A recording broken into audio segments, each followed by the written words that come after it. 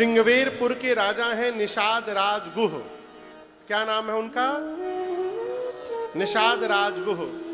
उनको जब सूचना मिली कि राम जी आए हैं, उपहार लेकर निषाद राजगुह राम जी के सन्मुख आए, दंडवत किया है। राम जी ने उठाकर अपने हृदय से लगाया, उनको मित्र बनाया और बगल के अपने राम जी ने बिठाया उनको। निषाद जी कहते, राम जी आपको तो 14 वर्ष अयोध्या से बाहर रहना है ना, बाहर तो आ ही गए हैं प्रभु आप। हम तो कहेंगे कि आप चलकर 14 वर्ष श्रृंगवेरपुर में रहिए राम जी, बड़ा आनंद होगा। भगवान बोले, ऐसा है मित्र, मैं 14 वर्ष किसी भी गांव नगर में नहीं जा सकता, विशेष उदासीन व्रत का नियम लिया हूं।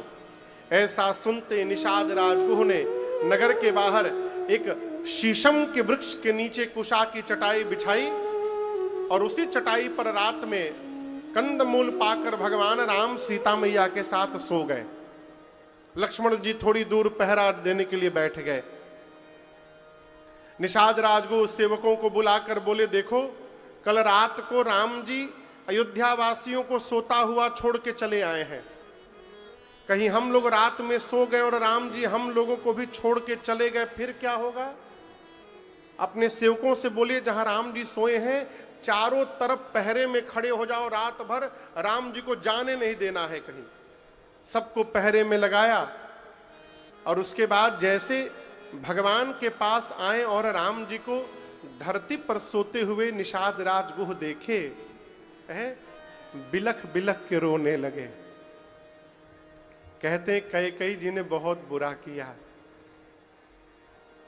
कैकेयी नंदिनी मंदमती कठिन कुटिल पलकी, जेहि रघुनंदन जानकी सुख अवसर दुख दी। निषाद राज रोने लगे, कहने लगे, कैकेयी जी ने राम जी के जीवन में दुख डाल दिया। बताओ, जिन राम जी को राजा बनना था, कैकेयी ने ऐसा कर दिया कि राम जी को वन में आना पड़ा। कैकेयी ये हैं वो हैं, लगे मां को भला बुरा कहने निषाद राजगुह। वहीं लक्ष्मण जी बैठे थे, बोले भाई साहब प्लीज आप मेरे पास आइए, थोड़ा इधर आइए। पास में बुलाकर लक्ष्मण जी बोले, आपने कहा कि मां कैकेयी ने भैया को दुख दिया है। निषाद जी बोले, एकदम सत्य। लक्ष्मण जी बोले, ये बताओ जिसको दुख होगा उसको रात में नींद आएगी? संदीप भैया नहीं आएगी। आप लोग बोलिए, नहीं आएगी। निषाद जी बोले, नहीं आएगी। लक्ष्मण जी बोले, राम भैया तो चकाचक सो रहे हैं, देखिए अगर इनको दुख होता तो नींद आती, ये तो सो रहे हैं। और आपने कहा कि भैया ने मैया ने दुख दे दिया। निषाद जी, कोई किसी को न दुख देता है न कोई किसी को सुख देता है। इस बात को बड़ी गंभीरता से समझिएगा पंडित जी।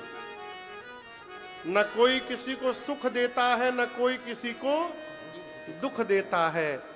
हम अपने द्वारा किए हुए कर्म से सुखी होते हैं और हम अपने ही द्वारा किए हुए कर्म से दुखी होते हैं। कोई किसी को सुख दुख नहीं देता माई बाप। एक एक शब्द है मोह।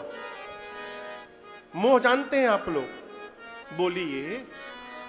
मोह है कि जो अज्ञानता पूर्वक प्रेम किया जा रहा है, इस प्रेम का नाम है मोह।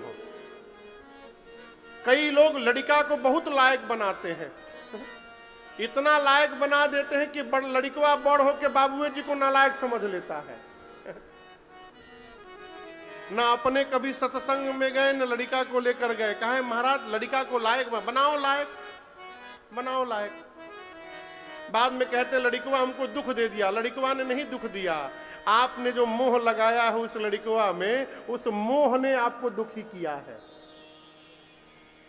कहो, समझ में आ रहा है आपको? अब जैसे हम भी सोच रहे हैं बंबई में एक ठे घर बना लें, अब यदि घर बन जाएगा तो हम सुखी हो जाएंगे, और नहीं बनेगा तो दुखी हो जाएंगे। हम बनाना नहीं चाहते, हम तो प्रसंग में कह ही रहे हैं बस ऐसे। अब ये ना समझिए कि घर बनाने के लिए हमारे कलकत्ता बहुत बढ़िया है, जय जय। मुंबई में इतना लोग बेचैन है, भागते रहते हैं, जिसको देखो भाग रहा है। बंबई में मैंने एक सीन देखा है भैया, बहुत पहले की बात। पति स्कूटर चला रहा था, पत्नी पीछे बैठी है, अब पराठा तोड़ तोड़ के मुंह में खिला रही। यहां आदमी इतना बिजी है कि उसके पास खाने के लिए भी टाइम नहीं है। हमारे कलकत्ता में बड़ा आनंद है। क्या बात है, भगवान कृपा करे। इस साल इलेक्शन है, भगवान कृपा कर दीजिए प्रभु।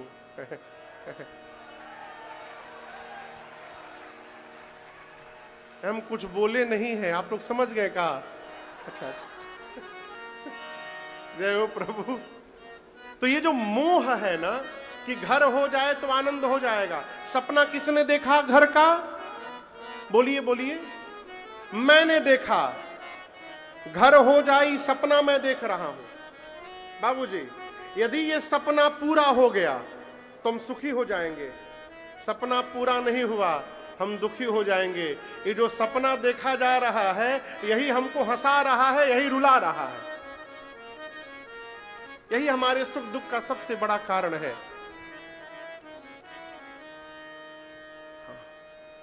कहो ढेर बुझा गेल का? अच्छा, जा रहे हैं, कोई बात नहीं, कोई बात नहीं।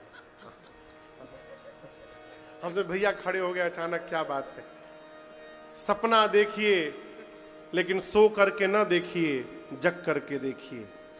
लक्ष्मण जी कह रहे हैं, इस मोह रूपी रात्रि में सभी लोग सो करके सपना देख रहे हैं।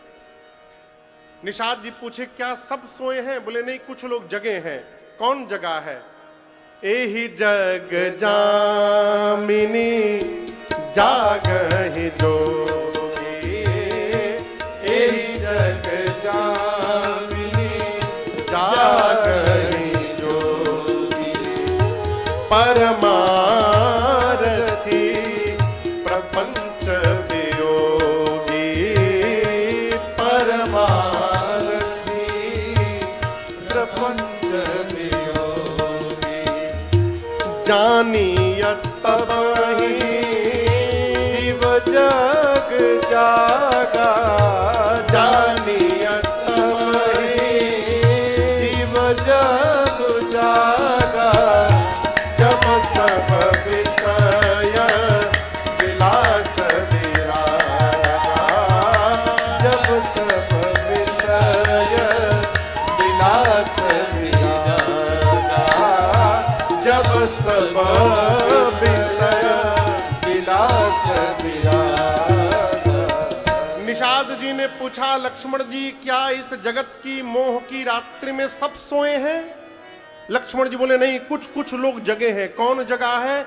लक्ष्मण भैया बोले, जो जोगी है वो जगा है। बाबूजी, कौन जगा है? जोगी। जोगी। अब जोगी मतलब ही नहीं जो गेरुआ कपड़ा पहन के सारंगी बजा के घूम रहा है, वो जोगी नहीं। जोगी कौन? जो व्यापार करते हुए, जॉब करते हुए, खेती करते हुए परमार्थ में लगा हुआ है और अपने मन को प्रपंच से बचा के रखा हुआ है, वो जोगी है। आप धन उपार्जन करते हैं, पैसा कमाते हैं, उससे परिवार का पोषण करते हैं और परमार्थ करते हैं और अपने को जगत के जंजाल से, खोखट से बचाए हैं। कई देखिए, कई समाज में फूफा लोग घूमते हैं, उनका काम कहां? सवेरे सवेरे उठ के टेलीफोन ले लेना है, झूठे मिला के, दुबे जी, पाणे जी आपके बारे में ऐसा ऐसा बोल रहे थे, झूठे बोल दिए। दुबे जी को पाणे से लड़ाना, पाणे जी को सुकुल जी से लड़ाना, सुकुल जी को गुप्ता जी से भिड़ा देना। जो दूसरे को लड़ाता भिड़ाता रहता है, दूसरे के पंचायत में जानबूझ के फूफा बनता है, उसको महाप्रपंची व्यक्ति कहा जाता है।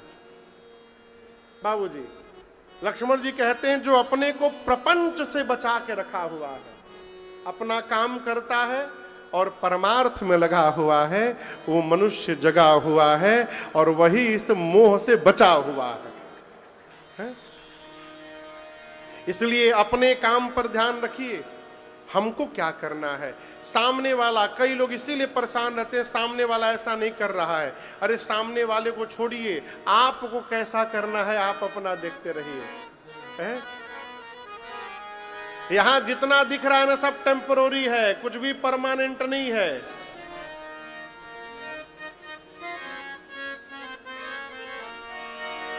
तेल चमेली चंदन साबुन।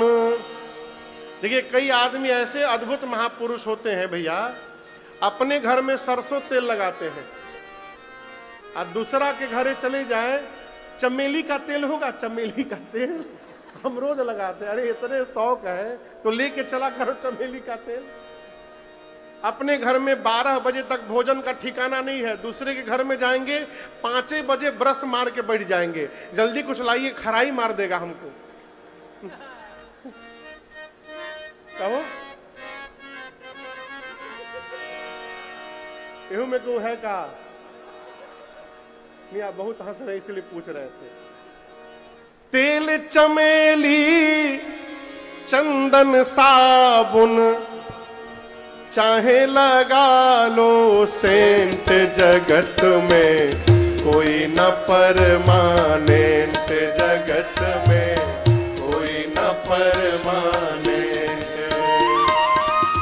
तेल चमेली चंदन साबुन, तेल चमेली चंदन साबुन चाहे लगा लो सेंट, जगत में कोई न परमानेंट, जगत में कोई न परमानेंट, जगत में कोई न परमानेंट।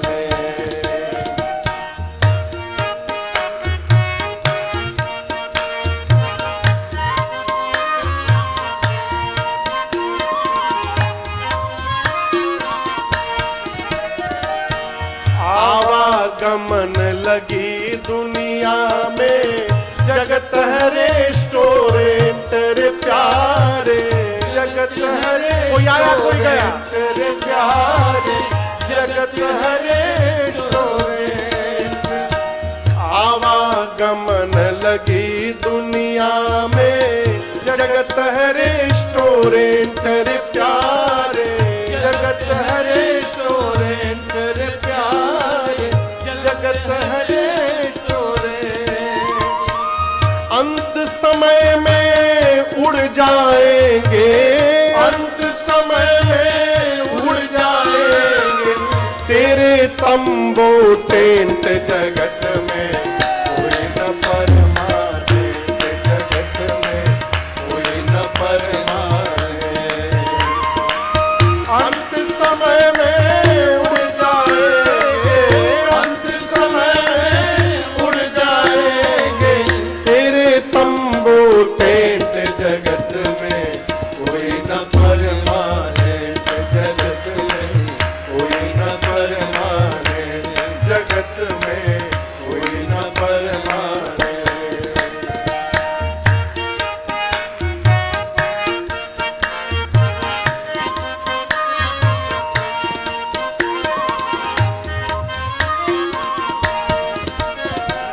हरिद्वार चाहे मथुरा काशी, घूमो दिल्ली कैंट रे प्यारे, घूमो दिल्ली कैंट रे प्यारे, घूमो दिल्ली कैंट। हरिद्वार चाहे मथुरा काशी, घूमो दिल्ली कैंट रे प्यारे, घूमो दिल्ली कैंट रे प्यारे, घूमो दिल्ली कैंट। मन में नाम प्रभु का राखो, मन में नाम प्रभु का राखो, धोती पहनो या पैंट, जगत में कोई न परमानेंट, जगत में कोई न परमानेंट। मन में नाम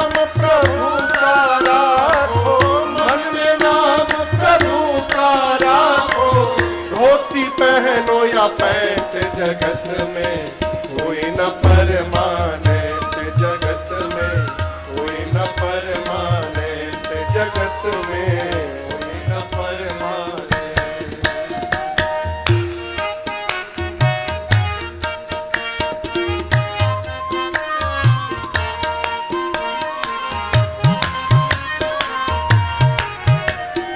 राष्ट्रपति या जर्नल कर्नल चाहे हो लेफ्टिनेंट रे प्यारे, चाहे हो लेफ्टिनेंट रे प्यारे, चाहे हो लेफ्टिनेंट। राष्ट्रपति या जर्नल कर्नल चाहे हो लेफ्टिनेंट रे प्यारे, चाहे हो लेफ्टिनेंट रे प्यारे, चाहे हो लेफ्टिनेंट। काल सभी को खा जाएगा, काल सभी को खा जाएगा, लेडीज हो या जेंट्स जगत में कोई न परमानेंट जगत में कोई न परमानेंट। काल सभी को खा जाएगा, काल सभी को खा जाएगा, लेडीज हो या जेंट्स जगत में कोई न परमानेंट जगत में कोई न परमानेंट जगत में कोई न परमानेंट।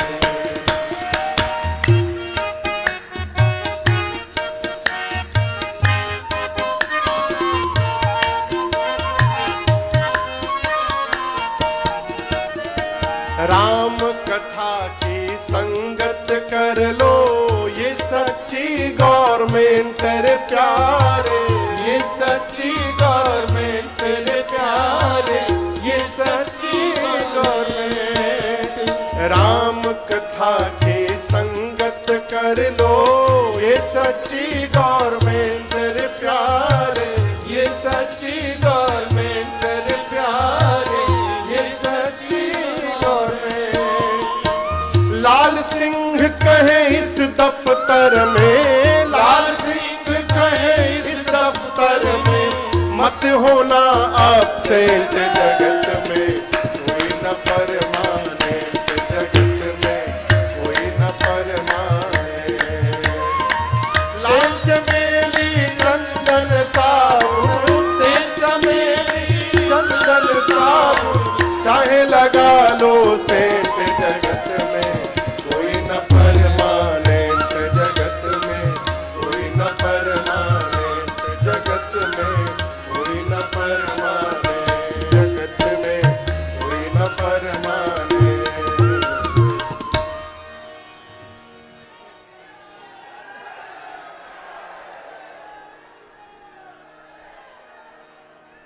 लाल सिंह कहे इस दफ्तर में, आ जाइए। लाल सिंह कहे इस दफ्तर में, मत होना एब्सेंट जगत में कोई न परमानेंट जगत में कोई न परमानेंट। माई बाप,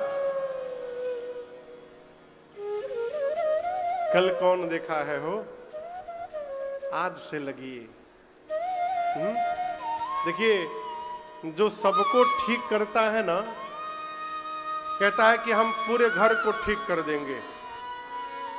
जो आदमी पूरा घर को ठीक करता है, घरवा वाले मिलके उसको ठीक कर देते हैं। हाँ।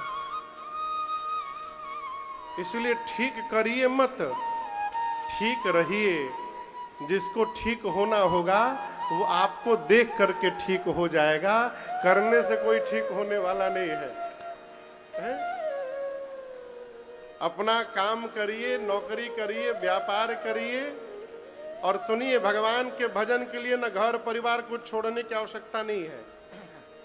सब करते हुए राम जपते रहो, काम करते रहो, राम जपते रहो, काम करते रहो, वक्त जीवन कयूं ही निकल जाएगा, गर लगन सच्ची भगवन से लग जाए तो, गर लगन सच भगवन से लग जाए तो, तेरे जीवन कनक सा बदल जाएगा, तेरे जीवन कनक सा बदल जाए। सावधान होइए।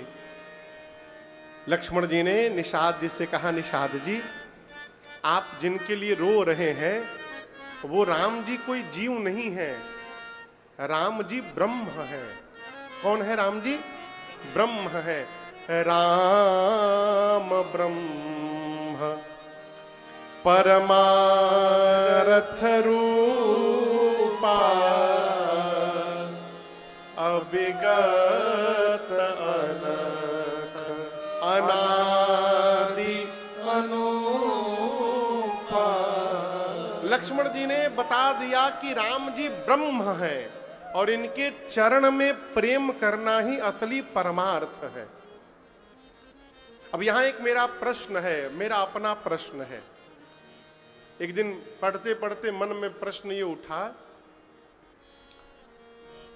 कि आप मानस जी पढ़िएगा, राम जी ने कभी ये नहीं बताया कि मैं भगवान हूं। कौशल्या मैया को राम जी ने अपना रूप दिखाया तो राम जी ने तुरंत वचन लिया, मैं आप किसी से बताइएगा मत कि मैं भगवान हूं। जिस बात को राम जी छिपा रहे हैं उस बात को लक्ष्मण जी क्यों बता दिए निषाद जी को कि राम जी भगवान है? ये उचित है क्या? आप बताइए, उचित है? जिस बात को राम जी छिपा के घूम रहे हैं लक्ष्मण जी ने क्यों बता दिया कि राम जी भगवान है? आपसे निवेदन करूं, ऐसा लगता है कि लक्ष्मण जी बताए नहीं हैं, राम जी ने लक्ष्मण जी के मुख से कहलवा दिया है। क्यों? जहां पर निषाद राजगुह और लक्ष्मण जी बात कर रहे हैं वहीं बगल में केवट भैया खड़े होकर पहरा दे रहे थे बाबूजी, और भगवान राम जी केवट तक ये बात पहुंचाना चाहते हैं कि वो जान जाए कि ये जो सोए हुए हैं जीव नहीं भगवान है, इनके चरण में ही असली प्रेम करना परमार्थ है। ऐसा क्यों? भगवान केवट का उद्धार करना चाहते हैं। इसलिए मैं क्यों कह रहा हूं, लक्ष्मण जी ये बात कह रहे हैं निषाद राजगुह से, लेकिन समझ में आ गई केवट भैया को बात जिसको कही जाती है उसको समझ में आती है कि नहीं आती भगवान जाने, लेकिन बगल में दूसरा कोई सुन के समझ लेता है। एक जगह हम कथा गाने गए तो बहुत बड़े आदमी कथा कराए थे, मैं नाम जगह का नहीं बताऊंगा, ना उनका ना बताऊंगा। तो वहां डेली भंडारा होता था, तो हजारों लोग कथा सुनकर धन्य हो गए। और जो कथा कराए थे वो कथा नहीं सुनते थे, वो खाली देखते थे कौन कौन आइटम भंडारा में आज बनेगा और कितना लोग भोजन करेंगे, बस इतने गिनते रहे। रचना बनाता है कोई और, लाभ लेकर चला जाता है कोई और। निषाद राजगुह से लक्ष्मण जी ने कहा कि राम जी ब्रह्म हैं, इनके चरणों में प्रेम करना परमार्थ है। अगला दिन हुआ, भगवान बरगद का दूध देखें आप लोग, बरगद का दूध, बरगद के जब पत्तों को तोड़िएगा ना तो उसमें से व्हाइट कलर का एक लिक्विड निकलता है, उसको बरगद का दूध कहते हैं। राम जी उसको मंगा करके निषाद राजगुह से और लक्ष्मण भैया के साथ अपने केश में लगाकर और सिर पर भगवान ने जटाओं का मुकुट बनाया। सुमंत जी ने राम जी से कहा कि आप वापस चलिए प्रभु। सत्य की दुहाई देकर राम जी ने सुमंत जी को बरबस अयोध्या विदा कर दिया, आप रथ लेकर अयोध्या जाइए, लौटा दिया। इधर केवट भैया सवेरे सवेरे निषाद राजगुह के पास पहुंचे, जाकर प्रणाम करके बोले प्रभु एक निवेदन करने आया हूं, मैं चाहता हूं कि राम जी जो आए हैं ना मेरी नाव पे बैठ के गंगा के उस पार जाएं, तो प्रभु कृपा करिए ना, आज डुगडुगी बजवाइए ना नगर में कि कोई दूसरा नाव चलाने वाला गंगा किनारे न जाए। निषाद जी बोले इसमें कौन सी बड़ी बात, पूरे नगर में डुगडुगी बज गई, कोई नाविक गंगा किनारे नहीं जाएगा आज। केवट जी दौड़े गंगा किनारे, नाव किनारे में खड़ी थी, किनारे से खोले, उस पर बैठे, अब बीच गंगा में नाव ले जाके खड़े हो गए। बीच गंगा में क्यों गए संदीप भैया? केवट जी सोचे किनारे रहूंगा, कहीं राम जी आके डायरेक्ट चढ़ के बोले अब ले चलो तो क्या करूंगा, इसलिए उनके पहुंच से बाहर रखा जाए नाव को। बीच गंगा में जाके खड़े हो गए। राम जी, लक्ष्मण जी, सीता जी, निषाद, राजगुह, तीनों चारों लोग पहुंचे हैं गंगा के किनारे।